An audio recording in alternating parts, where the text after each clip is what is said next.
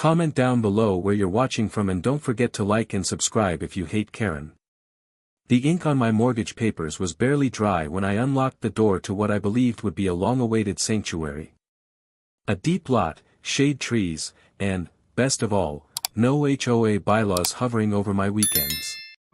The quiet street of Maple Crest felt like a cul-de-sac out of a postcard, sparrows chirping, sprinklers hissing, kids pedaling scooters under tulip poplars.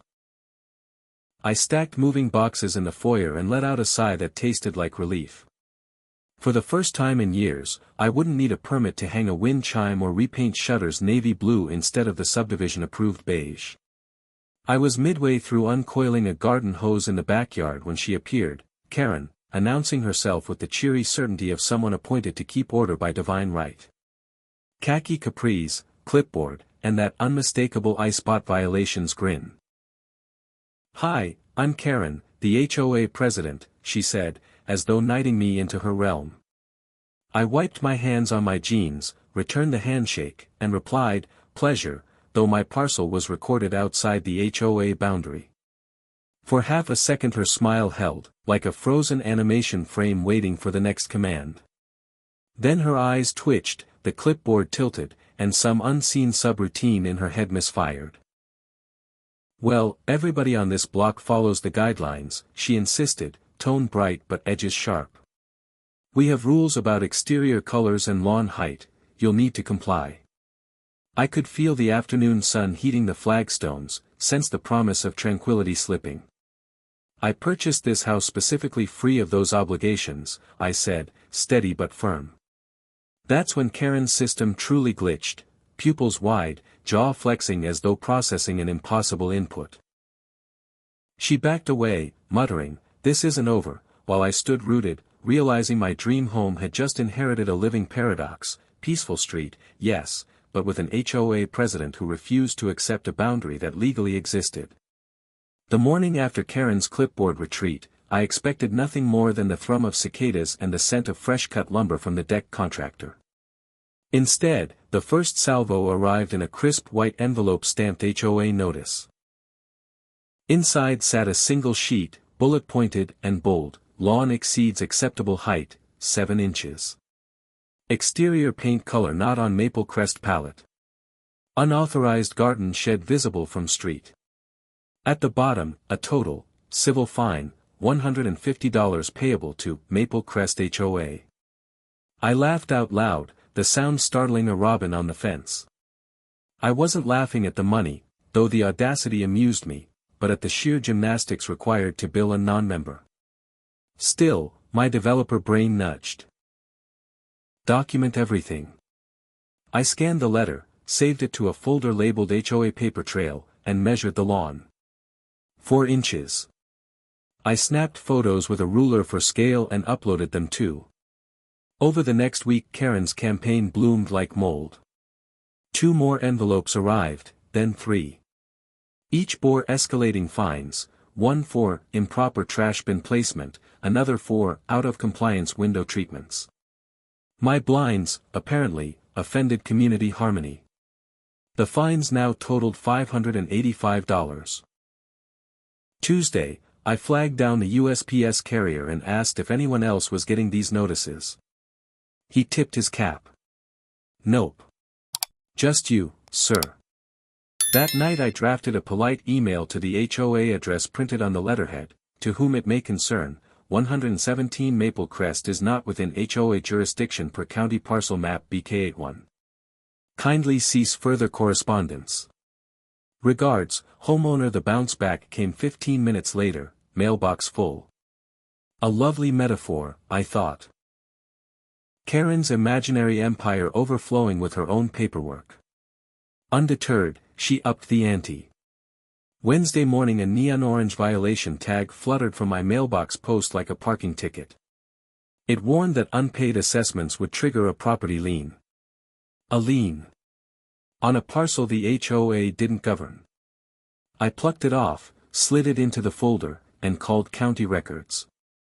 A clerk confirmed, Maple Crest HOA's recorded boundary stopped 2 lots shy of mine, hard line, no amendments pending. That afternoon I spotted Karen pacing the sidewalk, cell phone to ear, eyes darting at my front porch. I could almost hear the click of heels on concrete despite her sneakers. She radiated corporate urgency. When she noticed me watering petunias, she ended the call and approached, brandishing another envelope. "Thought I'd hand deliver," she chirped. "Appreciate the cardio," I said. "But the county confirmed your HOA stops at 1:15. I pointed down the block. "We're reviewing expansion," she replied too quickly. "In the meantime, we operate under provisional authority." "Provisional? By whose statute?" Her teeth flashed like a warning sign. "The community's expectations." She pivoted away before I could respond. That night I googled HOA overreach cases and found an online forum full of similar horror stories. Seasoned veterans urged 3 steps: record, reply in writing, stay calm.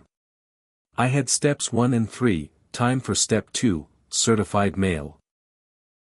I drafted a formal cease and desist citing county plat boundaries, state harassment statute, and potential civil damages.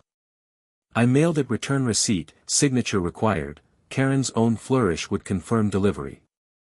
2 days later, the signature card returned, slanted cursive that looked more dagger than pen. Perfect. But Karen had a new tactic: social pressure. Saturday's neighborhood Facebook feed exploded with a post from Karen HOA president, titled, "Preserving Maple Crest Values." Without naming me, she lamented certain residents whose unkempt lawns threatened property prices.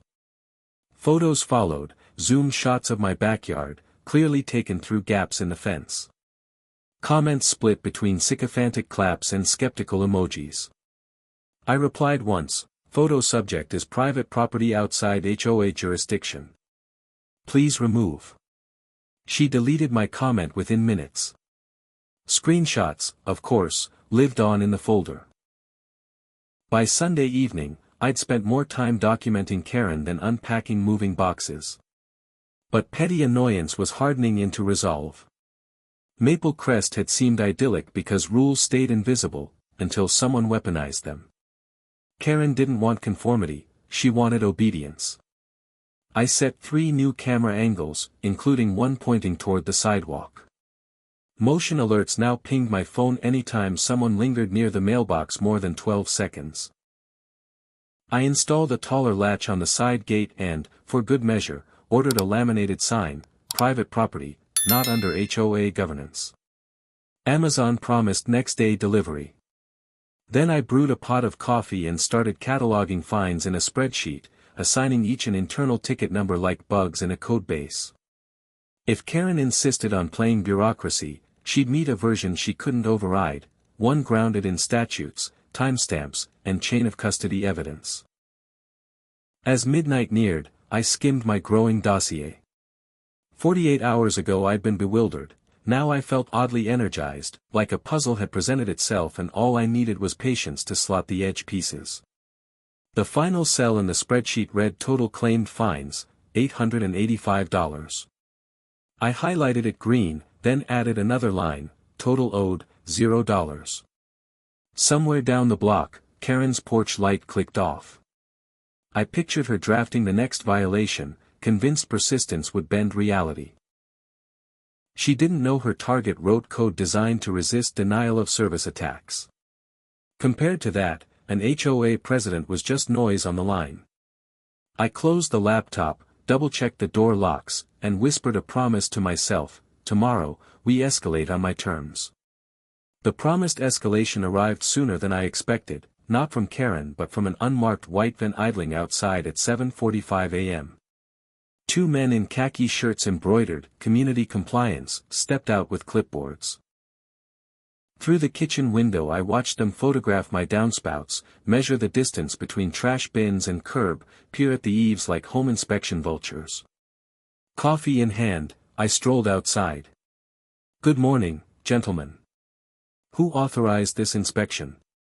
The taller one cleared his throat. "Maple Crest HOA, sir." "Routine audit." "Routine requires jurisdiction," I replied, pointing to the parcel marker by the driveway.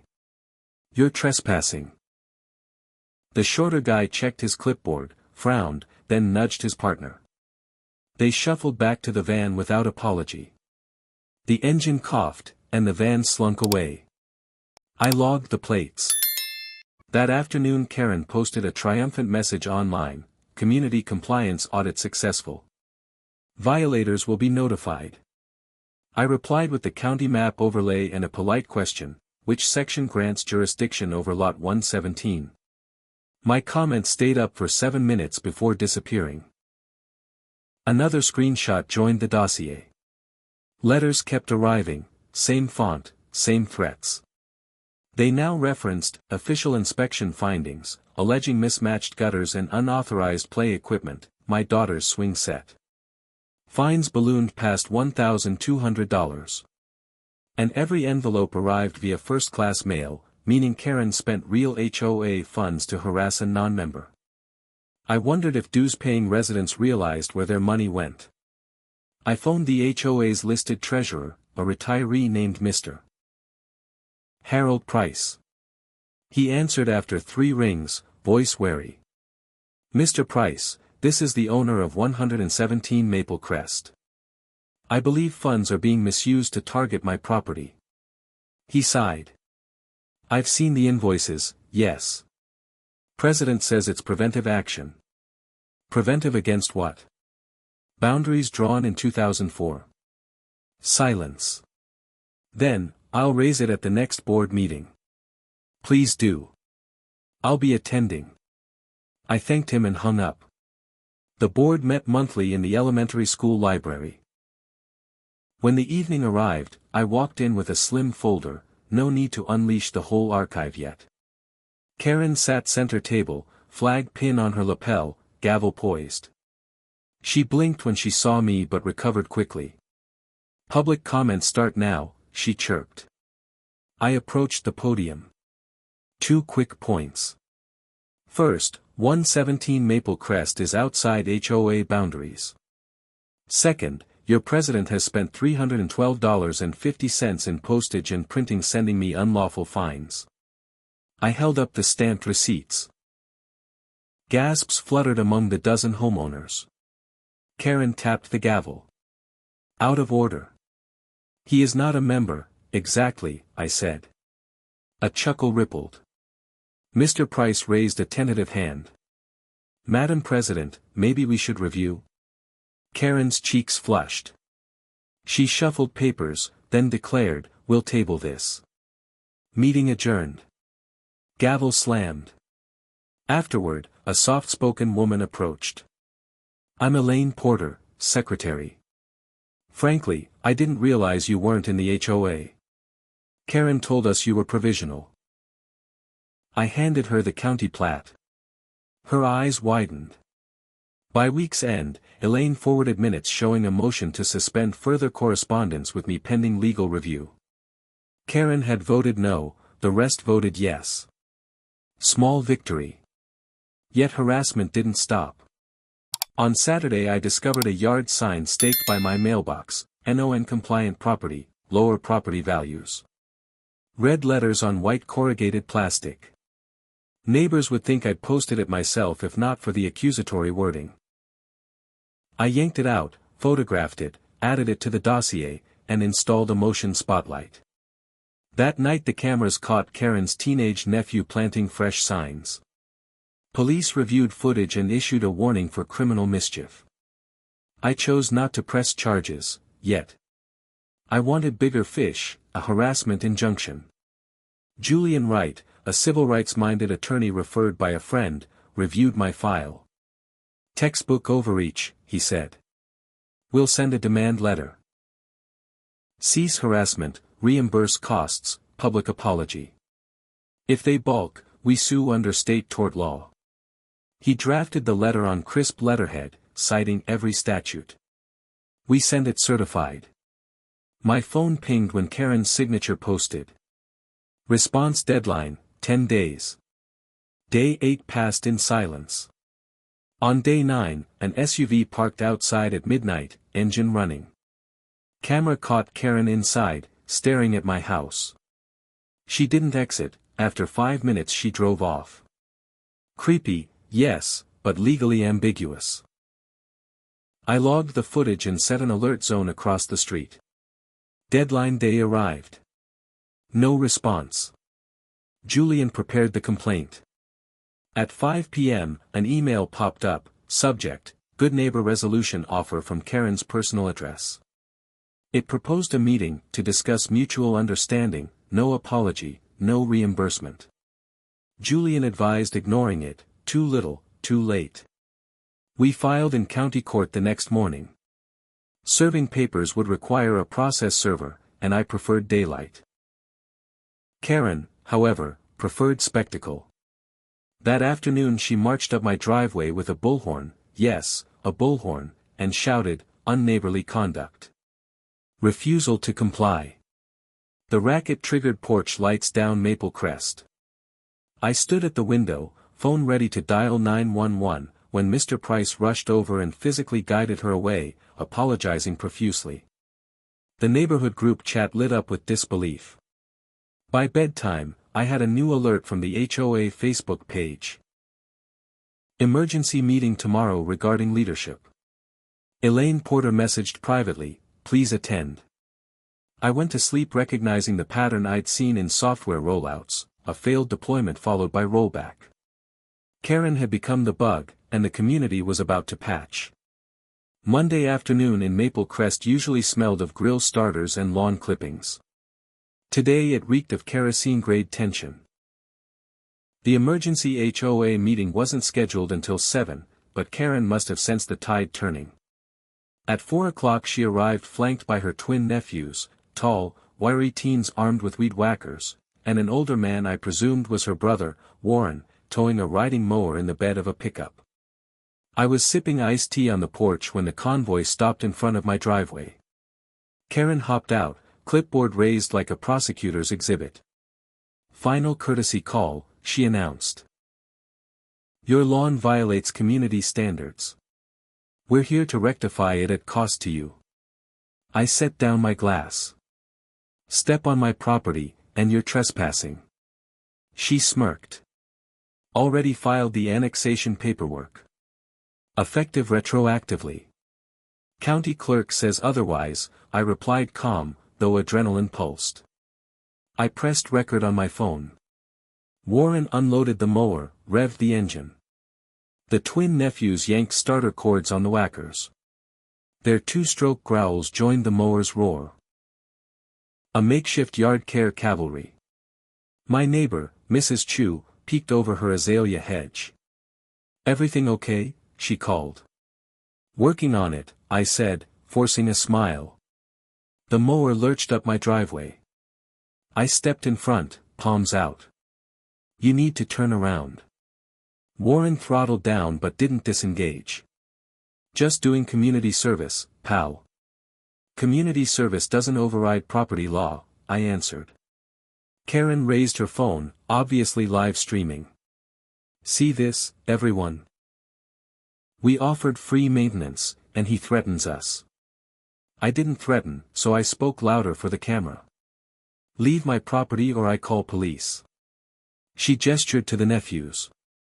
They advanced, trimmer lines whirring dangerously close to my shins. I retreated 3 steps, enough to avoid a sliced ankle but not enough to cede the driveway. My phone beeped, motion alert from the side yard. On screen, I watched Shadow and Tank in their kennel, pacing, keyed up by the noise. I dialed 911 on speaker. Non-emergency, I told dispatch, trespassers operating machinery on private property, 117 Maple Crest. The dispatcher asked if weapons were involved. Gas trimmers, I said. She assured units were en route. Warren revved again, inching forward. I moved left. The mower's deck gouged a crescent into the asphalt edging. Karen whooped, property damage, your negligence. The absurdity sparked fury, but fury cooled quickly, documentation mattered more than shouting. I snapped photos of the fresh scrape. Sirens wailed in the distance. The nephews faltered, killed their engines. Warren idled. Karen's smug expression finally cracked. 2 patrol cars rolled up. Out stepped Officer Marta Delgado, same deputy who'd taken my earlier complaint, and Officer Riley, a tall rookie. Delgado approached me first. "Report says we have trespass with power equipment." I nodded. "They drove the mower onto my driveway after repeated warnings." Delgado turned to the group. "Ma'am, sir, boys, please cut the engines." Warren obeyed, clanging the mower to silence. Karen launched into her speech. "This homeowner refuses to maintain his lawn to minimum standards. As HOA president, I'm authorized to enforce compliance." Delgado raised a hand. "According to County Plat, this lot is not within HOA jurisdiction." She glanced at me. "He has documentation, we have it on file from previous incident." Karen flushed. "The annexation was never approved," I interjected. Clerk's stamp, rejected. Delgado's eyes hardened. "That makes this criminal trespass and potential vandalism." She motioned to Riley, who photographed the driveway gouge and measured depth against a ruler. Warren began stammering apologies. The nephews stared at their shoes. Karen pivoted, phone still streaming. "Police intimidation," she shouted to the lens. "This is systemic bias against homeowner associations." Delgado sighed. "Ma'am, please step aside." She took statements separately, starting with Mrs. Chu, then me. Meanwhile, Riley issued citations to Warren and the nephews for trespass with motorized equipment. Delgado presented Karen with a choice: sign a notice banning her from my property or be arrested for trespass and disorderly conduct. The phone live stream trembled in her hand. Chat icons, tiny hearts and laugh-cry faces, popped across the screen. She realized her audience wasn't rooting for her. Tears pooled, but she swallowed them, scribbled her signature, and handed the clipboard back. The treaty of driveway concluded. Officers left after 15 minutes. The aftermath: mower gouge, scattered grass clippings, Karen's signature on police form number 302B. Warren loaded the mower, muttering apologies I accepted wearily. The nephews avoided eye contact, then climbed into the truck. As the convoy pulled away, Mr. Harold Price shuffled over, cheeks red with embarrassment. "I'm sorry," he said softly. "The board didn't authorize her stunt. Tonight he paused, swallowing. "We'll address leadership." "Hope so, Mr. Price," I replied. "The neighborhood deserves peace." 7 p.m. found the elementary school library packed. Folding chairs overflowed into aisles. Elaine Porter tapped the microphone. "We have quorum to consider removal of President Karen Davis for misconduct." Karen sat front row, eyes red, lips tight. A hush fell as Officer Delgado, "Yes, in uniform," entered to provide a factual timeline of events. Gasps punctuated her narrative when she described the bullhorn, the driveway scrape, the live stream. Elaine called the vote. Hands rose, first hesitant, then a forest. Only Karen stayed down. Motion passed, 4-1. Elaine announced an interim leadership committee, thanked Officer Delgado, and adjourned. Karen slumped out a side door, followed by Warren. I didn't feel triumph, only relief, and an undercurrent of pity. She'd built identity on authority, losing it left a vacuum only she could fill. Back home, I let Shadow and Tank out. They sniffed the mower gouge, then trotted to the porch for treats. I sat on the steps, stroking their heads, watching maple leaves flutter under streetlights. For the first time since moving in, Maple Crest sounded like the sanctuary I'd bought, quiet. Removal from office didn't end Karen's reach. Like a lizard shedding tail, she left behind twitching defenses in the form of pending fines and an annexation petition still clogging county bureaucracy. Julian filed a summary judgment motion to quash all financial claims. We requested fees, damages, and a public apology printed in the local paper. Court date, 4 weeks. Karen countered with a civil suit alleging emotional distress, loss of reputation, and damage to career prospects due to viral defamation. She sought $50,000. Her husband Grant, a real estate attorney, filed the papers. Julian chuckled, "He's out of his comfort zone, real estate law ain't torts." Pre-trial discovery proved entertaining. Grant produced printouts of Facebook threads, dozens of memes mocking Karen. Julian pointed out Karen herself had posted the live stream. Self-inflicted, the judge later noted. Julian subpoenaed HOA financials. The ledger revealed $2,946 spent on postage, printing, and compliance inspections, exclusively targeting my address. Dues-paying residents had funded her vendetta. When that news hit the community forum, support for Karen cratered. Even her previous allies demanded reimbursement. Week before trial, Grant proposed mediation. Julian advised attending to appear reasonable. At the courthouse conference room, Karen arrived subdued, hair pulled back, no clipboard in sight.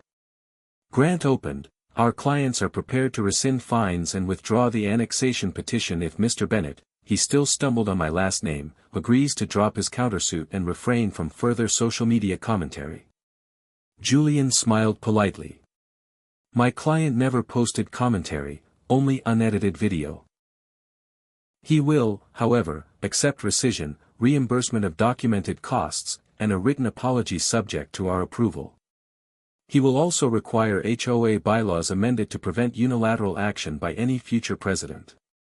Karen's eyes widened at written apology. She whispered to Grant, he whispered back.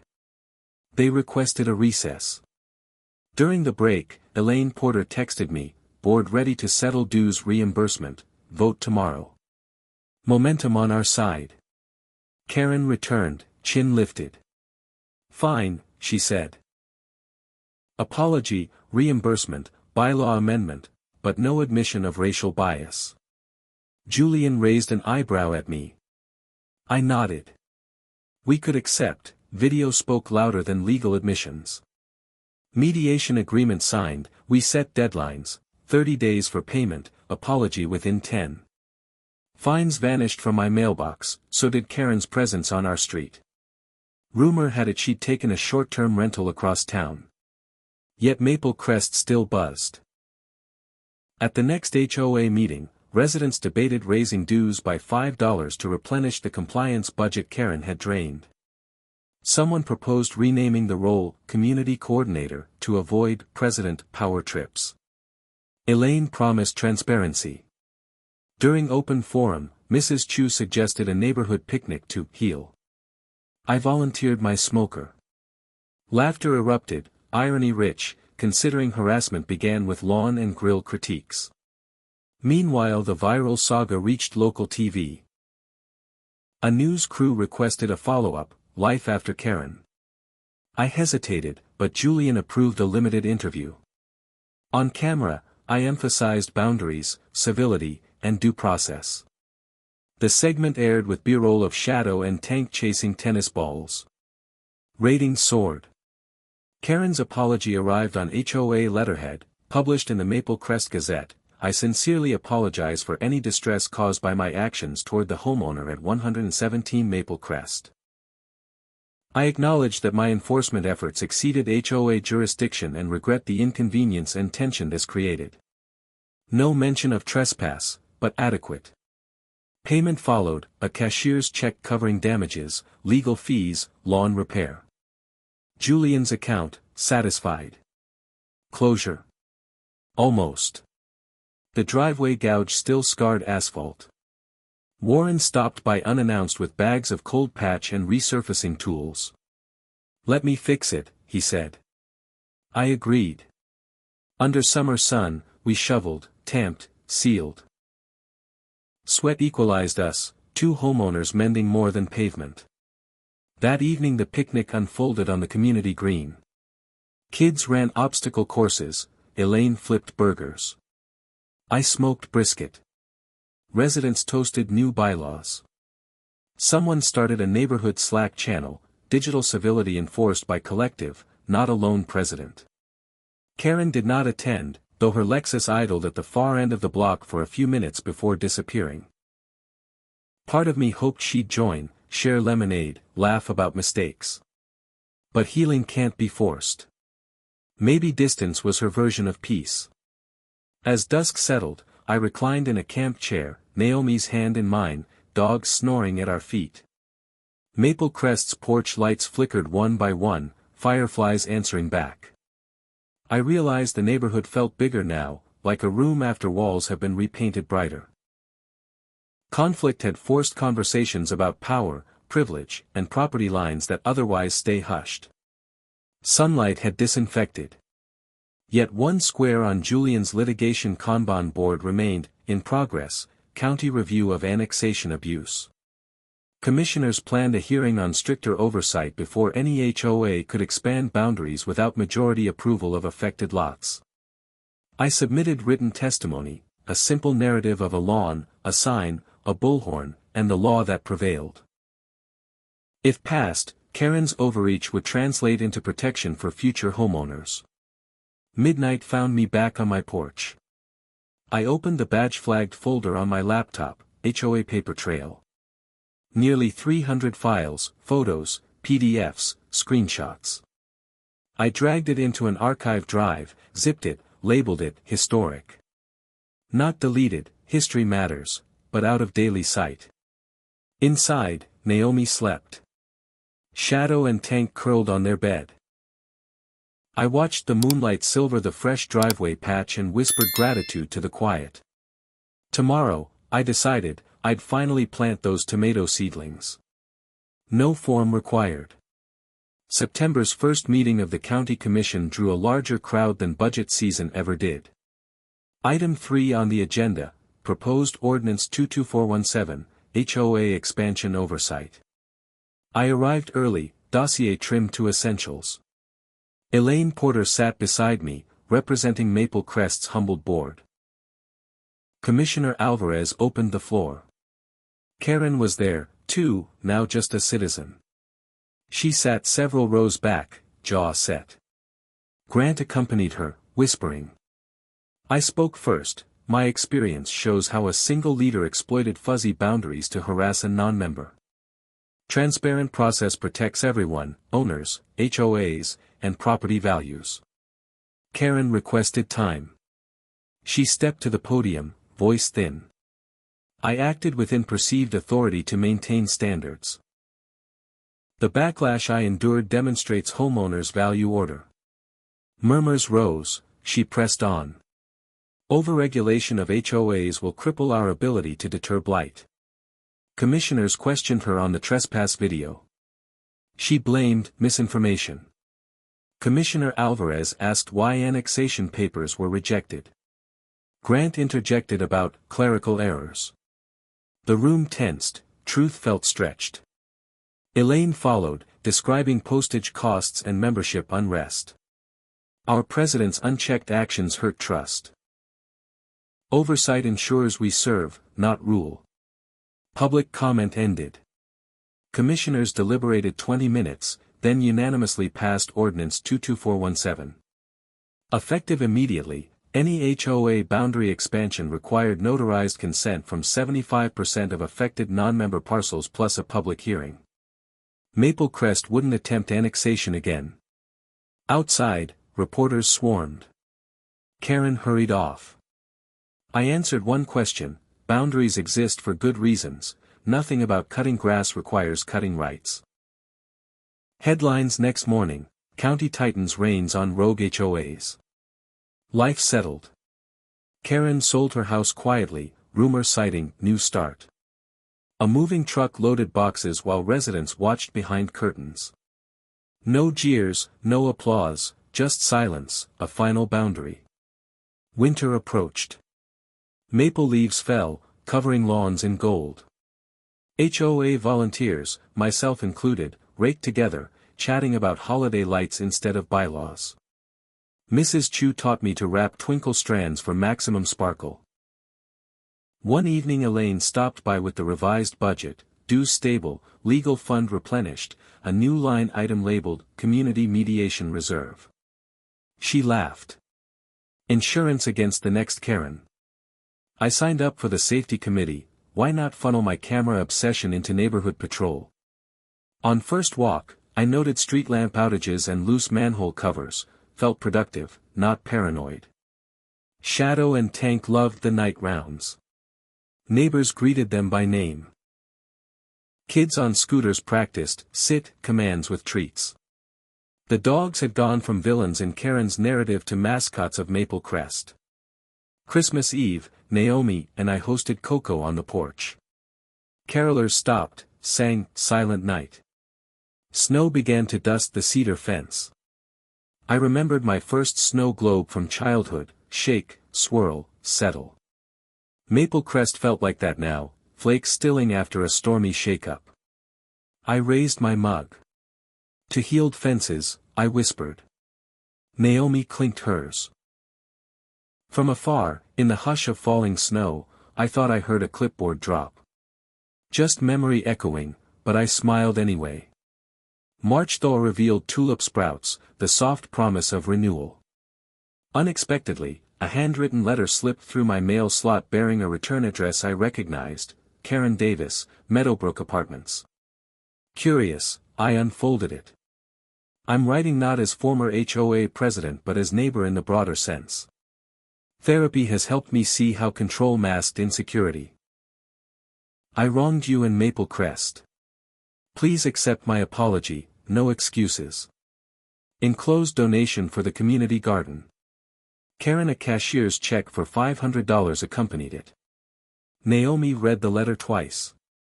People can grow, she said softly. Elaine, when informed, suggested accepting the donation anonymously. At the next HOA meeting, we announced a community garden fund contribution without naming the donor. Seeds ordered, raised beds plotted.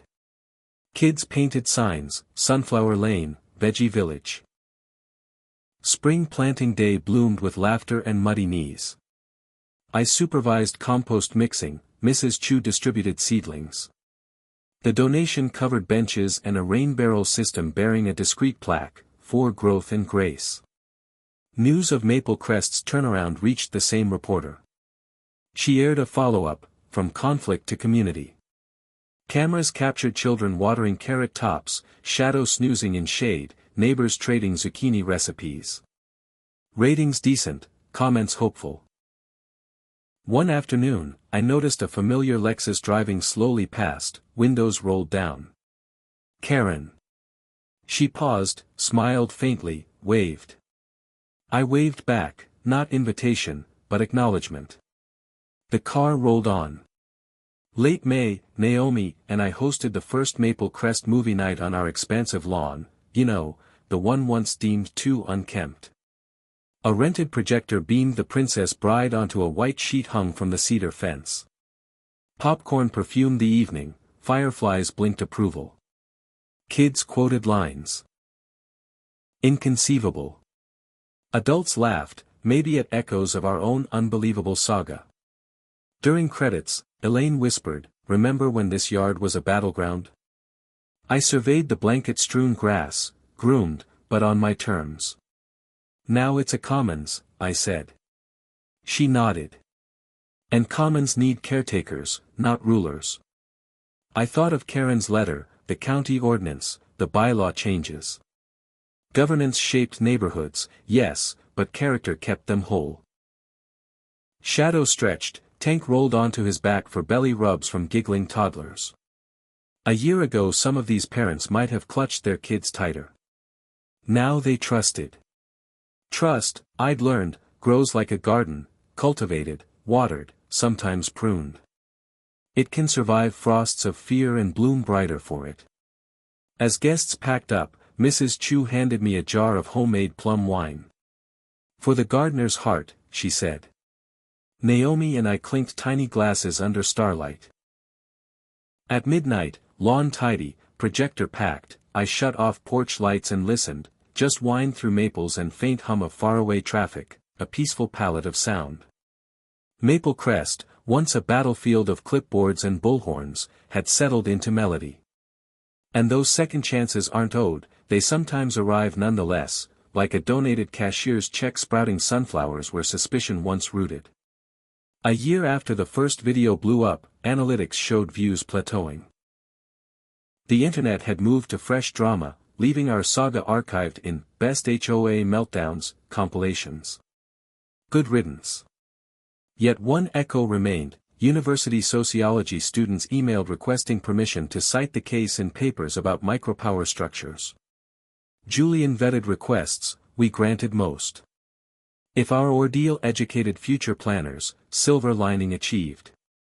Maple Crest's community garden thrived. Tomatoes overtook steaks, bees buzzed lavender rose. A small sign credited anonymous donors. Only a few knew Karen seeded part of that growth. Secrets sometimes serve peace. Naomi launched a blog, From No HOA to Whole HOA, sharing tips on conflict documentation, neighbor diplomacy, and dog-positive PR. Her post, How to Turn Rottweilers into Reputation Rescue, trended on pet forums. One quiet Thursday evening, I uploaded the last update video, drone footage of Maple Crest sunset, text overlay, peace built, not policed. I disabled comments, letting the imagery speak. My channel's subscriber count dipped, drama addicts departing, but the silence felt right. Some stories end not with a bang but with a satisfied breath. Summer's first heatwave pressed heavy when Commissioner Alvarez invited me to speak at a county workshop, balancing HOA authority and homeowner rights. I almost declined. Public speaking still twanged nerves, but Naomi said, share the blueprint. At the dais, I outlined 5 principles. Transparent maps, due process, documented dialogue, shared mediation funds, and yes, good fences, literal and legal. I used slides, before and after photos of my driveway, the bullhorn incident freeze frame, the garden today. Audience questions ranged from, how to handle nosy neighbors, to, what breed are your dogs? Afterward, an elderly couple approached, eyes misting. We fought our HOA for 10 years. Your ordinance just saved us. They shook my hand. That night Naomi and I dined under the pergola draped in wisteria, a new addition we built without a single permit form. Solar fairy lights glowed. I toasted, may boundaries always guard possibilities, not cages. Shadow and Tank dozed nearby, paws twitching mid-dream. I leaned back, feeling the cedar floorboards warm beneath bare feet, and reflected, documentation turned accusations into evidence. Calm words outlast shouted orders. Community can correct itself once truth surfaces. And sometimes the loudest defender of order needs boundaries most. I closed my eyes, listened to crickets chirp, and felt a contentment unencumbered by clipboards or citations. Peace, earned and nurtured, had become more than the absence of conflict, it was presence of mutual respect. 2 years on, Maple Crest looks ordinary to passers-by, kids chalk hopscotch, mailboxes painted various blues, lawn ornaments ranging from gnomes to Naomi's wind chime collection. Variety testifies to a neighborhood that learned uniformity isn't prerequisite for harmony. The HOA now rotates committee leads annually, power diffuse, responsibility shared. Elaine stepped down after her term, Mr. Price handles finances with a transparent spreadsheet posted monthly. I chair the Safety and Technology Subcommittee, ensuring cameras improve security, not surveillance. At dusk, I walk Shadow and Tank along the loop. New residents wave. Some heard rumor of the incident. Most don't know details. That's fine. Lore fades, lessons remain. Karen. Last we heard, she purchased a condo in a downtown high-rise, no lawns to police, HOA managed by professionals. I wish her peace. Tonight, Naomi and I sit by the fire pit under the pergola. Sparks drift upward like tiny lanterns. She reads aloud from her latest blog comments, thank yous from strangers who found courage to contest unfair fines. Who knew our headache would help others, she muses. I smile. Transformation often begins with friction. She leans against me. We watch flames dance, aware seasons will cycle storms and blossoms alike.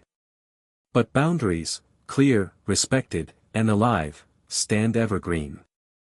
Somewhere down the block, wind rustles through maples, and I think back to day one, sun warming flagstones, a clipboard, a glitch. How far we've come. I toss another log onto the fire, hear it crackle, and whisper to the night, Maple Crest, you're home, HOA or no HOA.